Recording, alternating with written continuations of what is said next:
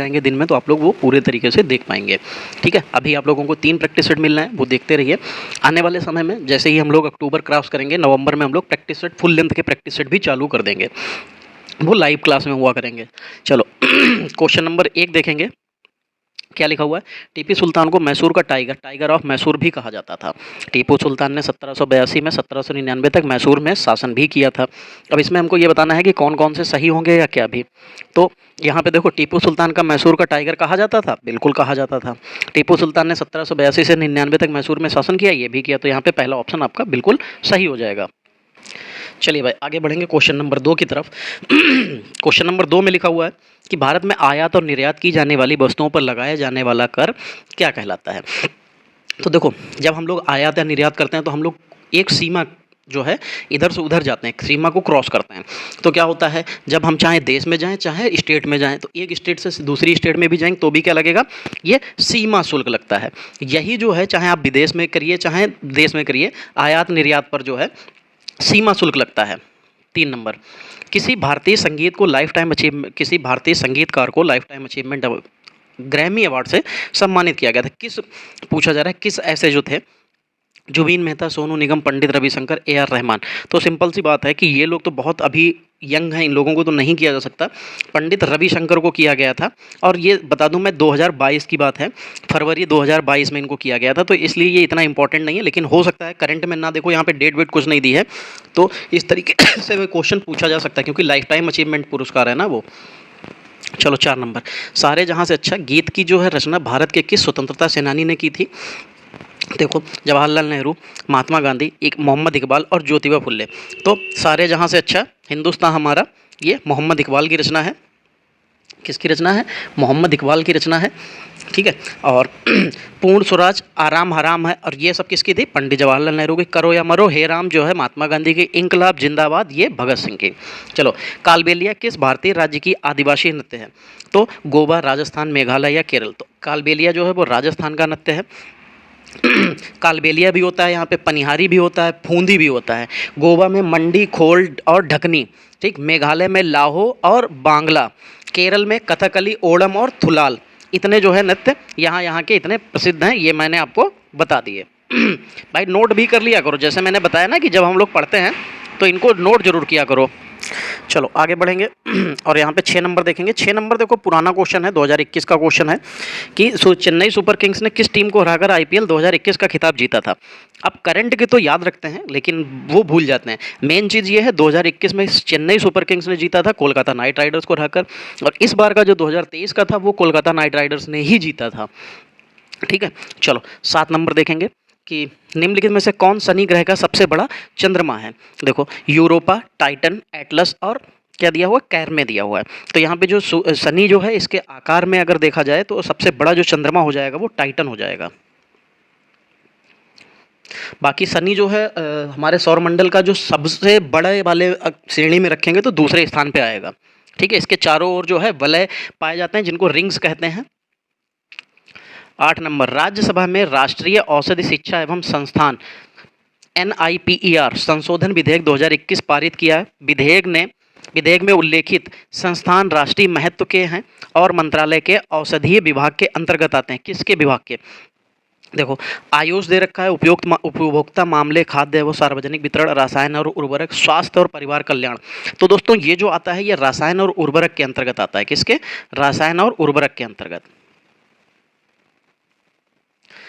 चलो 9 नंबर देखो भाई, क्या हो जाएगा, दिया हुआ है अप्रैल 2022 तक उपलब्ध जानकारी के अनुसार राज्यसभा के सभापति कौन थे। 2019 की बात है, खैर तब उस समय पे वेंकैया नायडू थे, अब तो वेंकैया नायडू नहीं है।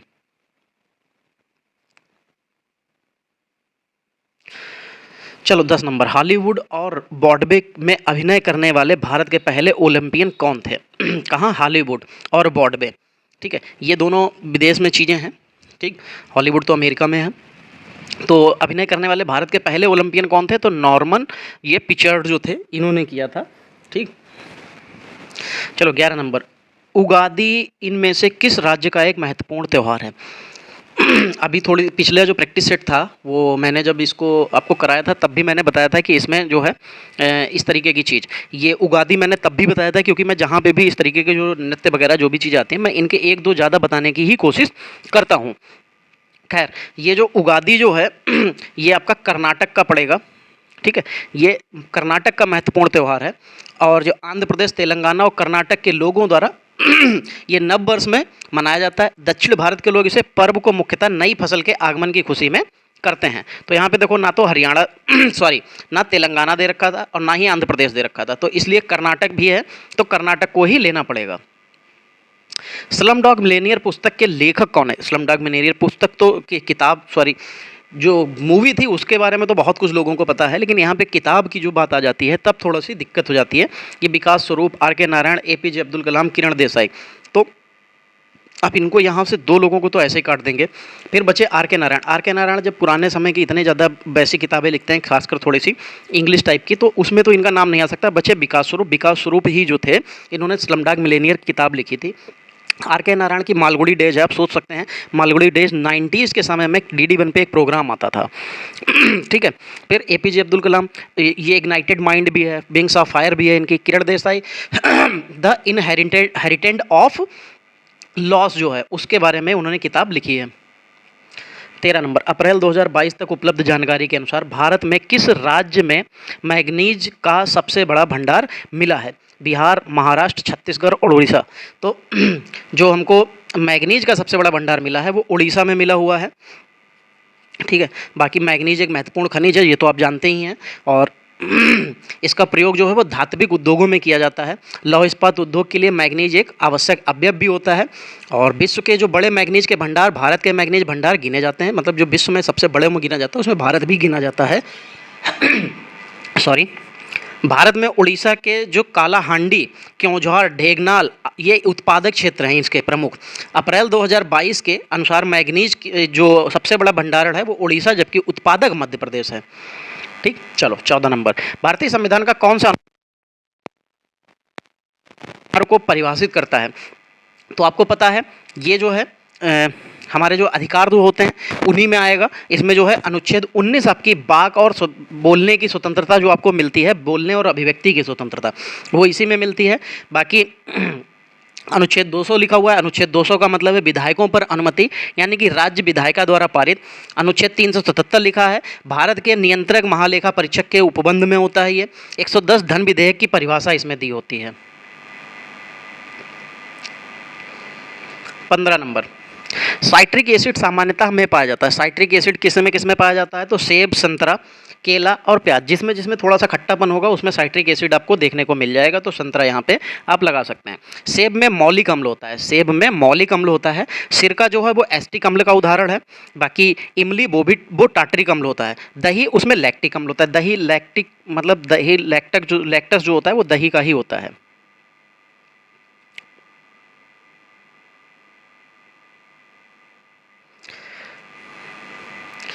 चलो, ग्रामीण क्षेत्र में एक प्रकार की बेरोजगारी को क्या कहा जाता है जिसमें लोग रोजगार वाले प्रतीत हैं लेकिन वास्तव में उनके पास रोजगार होता नहीं है? शिक्षित बेरोजगारी, शैक्षिक बेरोजगारी, प्राच्छन्न बेरोजगारी, मौसमी बेरोजगारी। तो जब ये देखो, ये बेरोजगारी हमेशा पेपर में पूछी जाती है, यही बेरोजगारी ज़्यादातर पेपर में पूछी जाती है। इसमें देखने वाले को तो लगेगा कि आप बेरोजगार नहीं हो, लेकिन आप बेरोजगार हो गए, तो ये प्राच्छन्न बेरोजगारी होती है। पदार्थ की पांचवी अवस्था इनमें से कौन सी होती है? पदार्थ की जो पांचवी अवस्था होती है वो इनमें से कौन सी होती है? बोस आइंस्टीन संघनित, गैस, द्रव और प्लाज्मा। पांचवी अवस्था की बात करेंगे तो पांचवी अवस्था जो होती है वो बोस आइंस्टीन संघनित होती है, ठीक है। देखो, ब्रह्मांड का कोई भी वस्तु जो है वो स्थान घेरेगी, ये आपको पता है, चाहे वो कुछ भी हो, ठीक, और उसका एक द्रव्यमान भी होगा जो क्या करेगा, अपनी संरचना के परिवर्तन का विरोध करती हो, और वो क्या कहलाएगी? पदार्थ कहलाएगी। इसकी 5 अवस्थाएं होती हैं: ठोस, द्रव, गैस, प्लाज्मा और बोस आइंस्टीन, ठीक है। आप लोगों ने प्लाज्मा तक तो पढ़ा होता है कि ठोस, द्रव, गैस तो सबको पढ़ता होता है, बचपन से सिखा दिया जाता है, लेकिन ये चौथा वाला भी कई बार पूछा गया है तो इसमें कंफ्यूज हो जाता है, प्लाज्मा होता है। फिर बोस आइंस्टीन संघनित, ये भी हमारा जो है 5वां होता है, वो चौथा होता है। चलो, मेवाड़ के निम्नलिखित शासकों में कौन सा खानवा युद्ध 1527 ईस्वी में बाबर द्वारा पराजित हुआ था? तो राणा सांगा थे, ठीक है। इनको जो है पराजित किया था। ये जो खानवा का युद्ध हुआ था वो बाबर और राणा सांगा के बीच मार्च 1527 को राजस्थान के भरतपुर जिले के खानवा नामक गांव में लड़ा गया था, जिसमें राणा सांगा की जो हार हुई थी और युद्ध जीतने के बाद जो बाबर जो था उसने गाजी की उपाधि धारण कर ली थी। ये गाजी की उपाधि पूछी जाती है।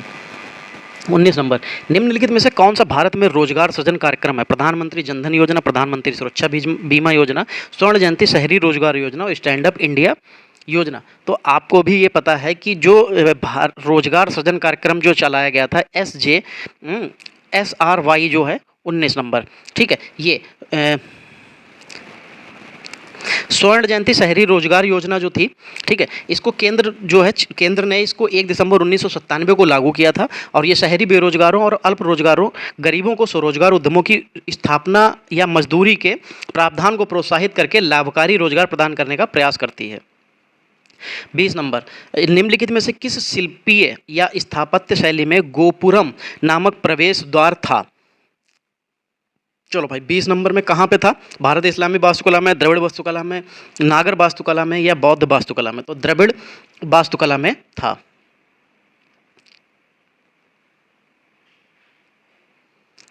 अंतर्राष्ट्रीय मुद्रा कोष IMF का पहला उप प्रबंध निदेशक किसे नियुक्त किया गया था?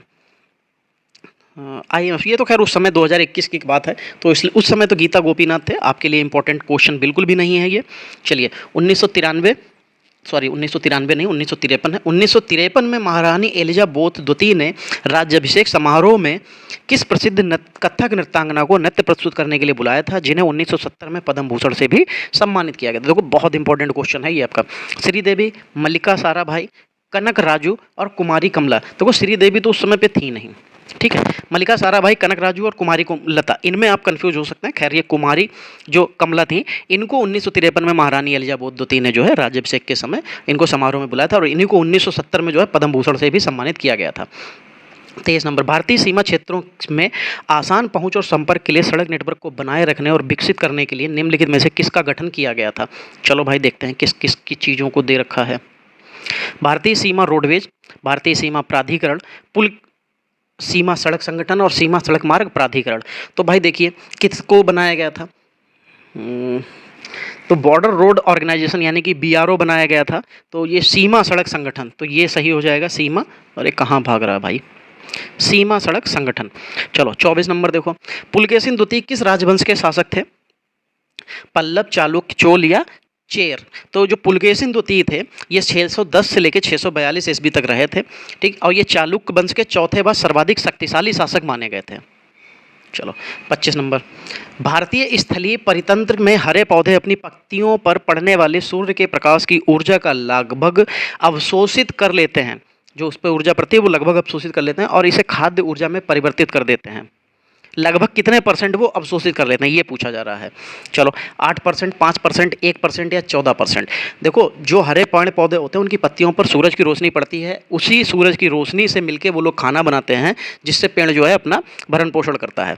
तो ये कितना % लेते हैं सूरज की रोशनी का? तो लगभग 1% ही ये सिर्फ और सिर्फ अपने लिए ले लेते हैं, ठीक है। चलो दोस्तों देखो जो आज की भी हमारी क्लास है ये यहीं पे कंप्लीट होती है और आपको देखिए आपको इसकी जो PDF है वो हमारे टेलीग्राम चैनल से उपलब्ध हो जाएगी।